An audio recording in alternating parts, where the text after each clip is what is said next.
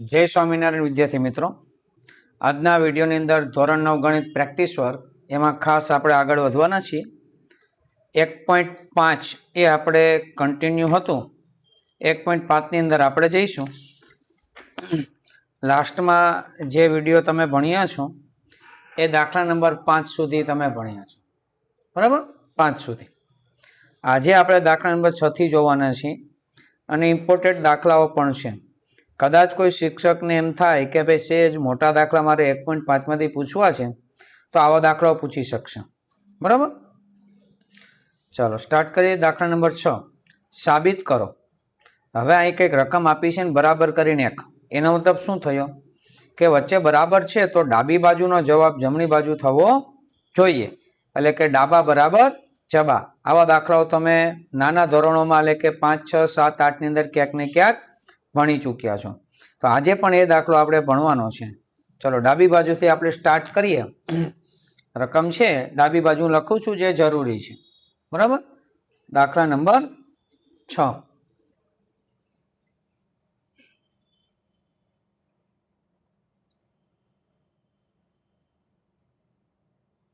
હું લખીશ ડાબી બાજુ. ડાબી બાજુ આપી છે x ની 1 ઘાત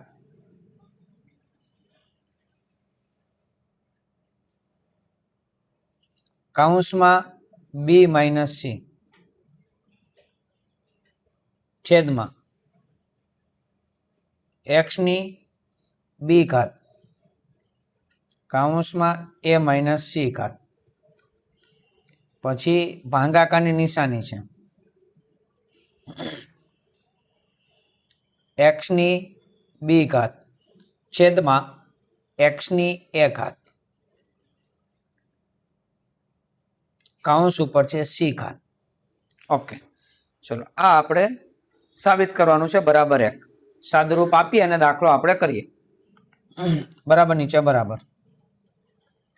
હવે અહીંયા ઘાતની બહાર છે ને a છે, તો આપણે બધાને વિસ્તરણ ચેપ્ટર વિશે થોડોક અનુભવ હશે કે આ પદ આ બેયને ગુણે. કૌંસની બહાર કોઈ પણ પદ હોય અંદરના બંને પદને ગુણે.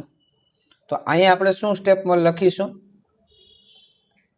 x ની a ગુણ્યા b ab ઘાત માઇનસ a ગુણ્યા c ac ઘાત છેદમાં આ x b ગુણ્યા a ab ઘાત b ગુણ્યા c bc ઘાત. હવે આ બધાને ખ્યાલ છે કે ભાગાકારને જ્યારે ગુણાકારમાં ફેરવવામાં આવે ત્યારે છેદ અંશ બને ને અંશ છેદ બને,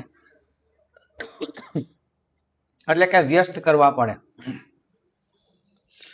પણ બીજું જોઈએ કે આખા કૌંસ ઉપર c ઘાત છે, અંશ નહીં લાગે ને છેદ નહીં લાગે.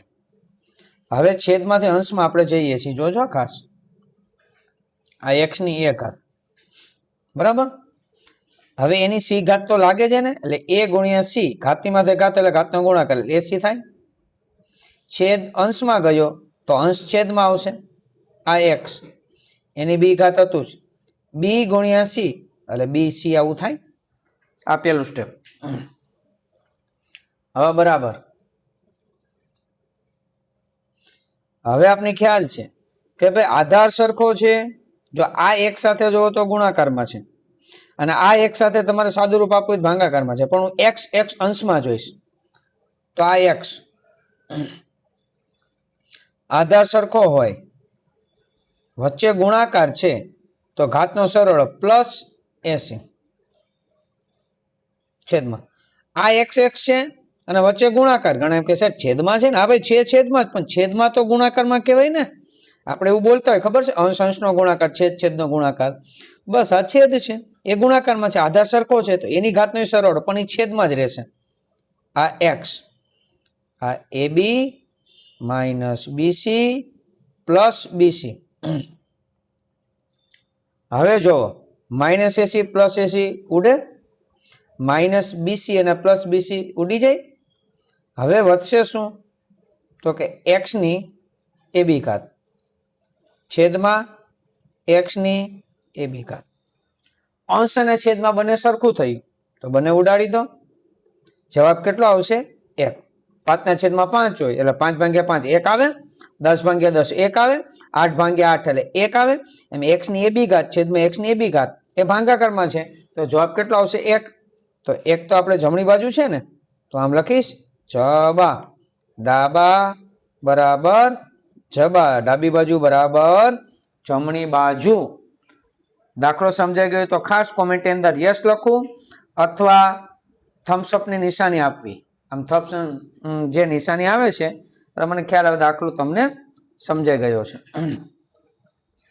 ચલો નેક્સ્ટ દાખલો, દાખલા નંબર 7. પહેલા એની રકમ જોઈએ.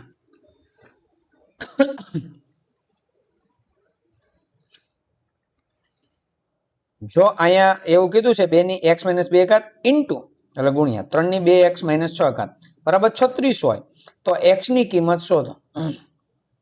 ઓકે, અહીંયા બરાબર છે. આ તમને એમ થાય બરાબર 36 સાબિત કરવાનું, નહીં, અહીંયા તો x ની કિંમત શોધવાની છે. બરાબર, ચાલો આપણે સ્ટાર્ટ કરીએ એ રકમ પણ.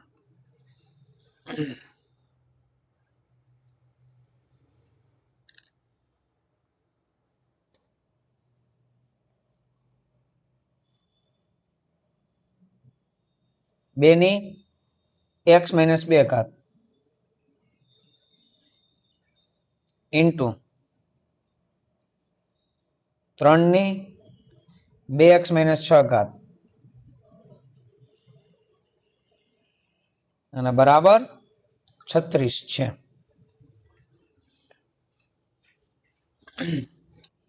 ચાલો હવે આપણે શું કરવાનું, શું વિચારવાનું છે જોઈએ. પેલા આ એમને લખી નાખીએ, તેથી નિશાની કરી. આ 2 એની x - 2 ઘાત ઇન્ટુ એટલે ગુણ્યા અહીંયા 3 એની 2x - 6 ઘાત. હવે મારે એવું વિચારવું 36 ને એવા બે ભાગ પાડો. ભાગ તો ઘણી રીતે પડે, 36 ગુણ્યા 1 36 એકુ 36, 18 2 36, 6 36, 9 4 36, ચારક રીતે 36 થાય છે. પણ હું બોલું છું એવા બે ભાગ પાડો જેના આધાર તરીકે 2 અને 3 આવે. દાખલા તરીકે પહેલા હું 2 લખી નાખું, દાખલા તરીકે ગુણ્યા 3 લખી નાખો. 2 3 તો 6 જ થાય, પણ 6 36 થાય છે. 6 ગુણ્યા 6. તો આ બે વચ્ચે એવું કેવી ઘાત મૂકું જેથી 36 જ જવાબ આવે, સાદુરૂપ આપો તો. દાખલા તરીકે 2 નો વર્ગ 4, 3 નો વર્ગ 9, 9 4 36. તો અમે 36 જ લખ્યા કહેવાય ને, બરાબર. ફક્ત દાખલો કરવા માટે સ્વરૂપ બદલ્યો, કારણ અહીંયા 2 અને 3 હતા, મને મજા આવી એટલે નહીં 2 અને 3 મૂકવા માટે. પણ આ બરાબરની પેલી બાજુ 2 અને 3 છે આધાર તરીકે, એટલે મેં પણ 2 અને 3 મૂક્યા છે. હવે જોવો વચ્ચે બરાબર છે ને, આ બેની કઈક ઘાત છે ને આ બેની પણ કઈક ઘાત છે, તો આ બંને સેમ હોવા જ જોઈએ તો જ વચ્ચે બરાબર છે. કારણ કે અહીંયા પણ 3 છે એની ઘાત છે, અહીંયા પણ 3 છે એની ઘાત છે. એ 3 પણ સેમ હોવા જોઈએ તો જ વચ્ચે ઇક્વલ આવે. તો અહીં લખીશ કે ભાઈ 2 ની x - 2 ઘાત એના બરાબર શું થાય, તો કે ભાઈ 2 ની 2 ઘાત. બાજુમાં 3 ઘાત તગડાની આધાર છે એનું કરું. 3 ની 2x - 6 ઘાત એના બરાબર શું થતું હોય, તો કે 3 નો વર્ગ. તો જ આવું શક્ય છે. અચ્છા, હવે આધાર અને આધાર સરખો છે ને વચ્ચે બરાબર, તો ઘાતે બે ઇક્વલ જ હોવી જોઈએ તો જ વચ્ચે બરાબર થાય. એટલે હું અહીં લખીશ ઘાત બરાબર ઘાત, એટલે કે x - 2 બરાબર 2. -2 છે સામે જઈ તો +2, 2 + 2 એટલે 4, x બરાબર 4. અહીંયા 4 જ આવવું જોઈએ. ચેક કરી લે, કારણ કે એક જ દાખલાની અંદર x તો સેમ જ હોય, આધાર સરખો છે 3 3, તો ઘાતે સેમ હોવી જ જોઈએ કારણ કે વચ્ચે ઇક્વલ છે. હું અહીં લખીશ 2x - 6 એના બરાબર ઘાત 2. -6 છે સામે જઈ તો +6, 2 + 6, 6 ને 2 કેટલા થશે 8. 2 ગુણાકારમાં સામે જઈ તો ભાગાકારમાં 8 × 2 એટલે કેટલા થશે 4. x બરાબર 4.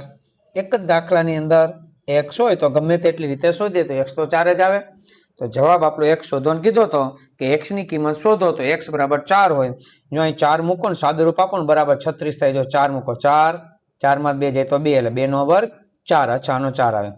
અહીં 4 મૂકો 4 ને 2 8, 8 માંથી 6 જાય તો 2 વધે 3 નો વર્ગ 9, અહીંયા 9, અહીંયા 4, 9 4 36 જવાબ આવી ગયો. તો આપણે સાચા છીએ. ચાલો એના પછીનો દાખલો, દાખલા નંબર 8.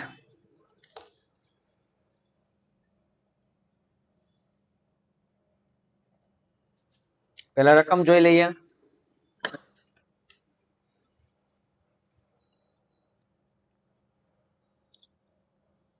એમાં પણ વચ્ચે બરાબર છે પણ ડાબા બરાબર જબા નથી. કીધું છે x ની કિંમત શોધો. 2/5 ની 5 ગુણ્યા 25/4 ની 3 બરાબર 5/2 ની 3x - 2.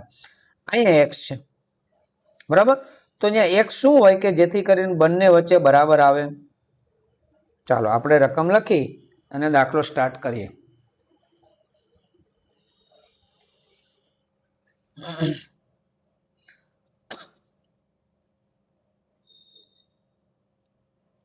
બે ના છેદમાં 5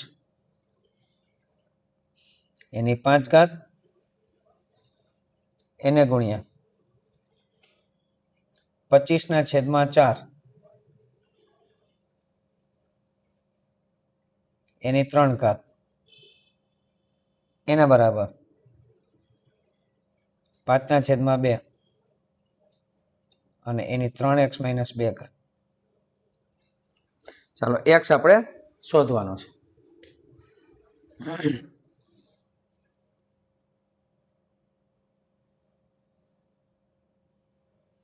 હવે આ ઘાત બંનેને લાગે ને 2 ની પણ 5 અને 5 ની પણ 5. નામ લખું 2 ની 5 છેદમાં 5 ની પણ 5 ગુણ્યા 25 એટલે 5 નો વર્ગ. હા કે ના? તો કે હા.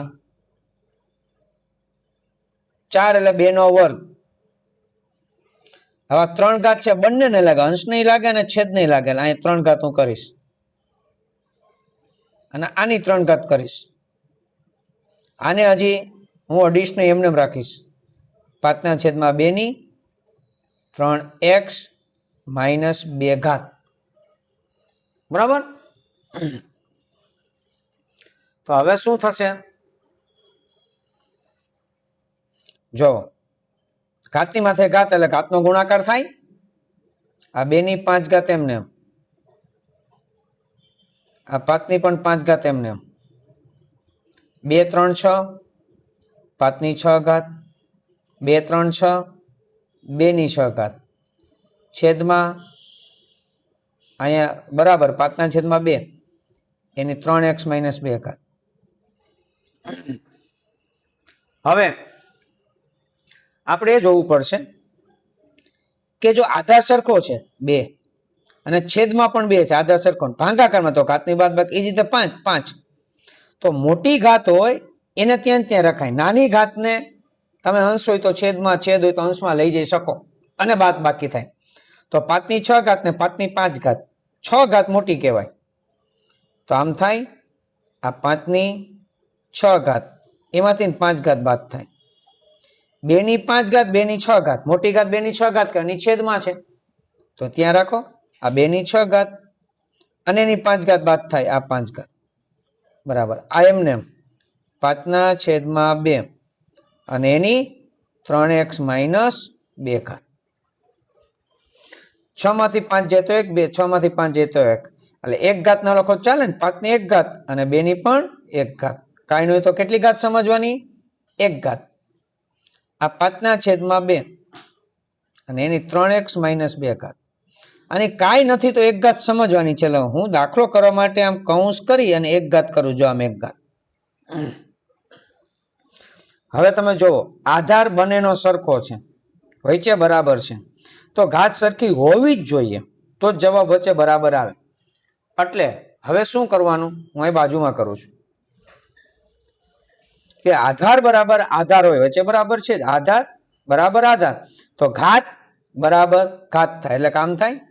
તેથી 1 એને બરાબર 3x - 2 -2 આ બાજુ આવે તો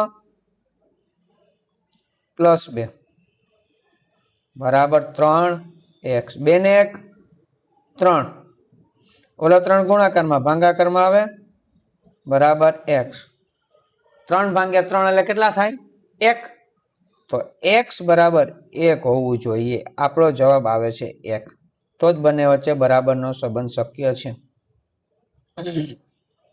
આ એક જવાબ આપણે આવે છે ચલો કોઈ વિદ્યાર્થીને પ્રશ્નો હોય તો મને કોમેન્ટની અંદર જણાવો અને આ દાખલો પણ આપને સમજાઈ ગયો હોય તો થમ્સ અપની નિશાની આપો જેથી કરીને મને ખ્યાલ આવે બરાબર કે આ દાખલો મારે થઈ ગયો છે નેક્સ્ટ વિડીયોની અંદર આપણે મળીશું ત્યાં સુધી સખ્યા સરના જય સ્વામિનારાયણ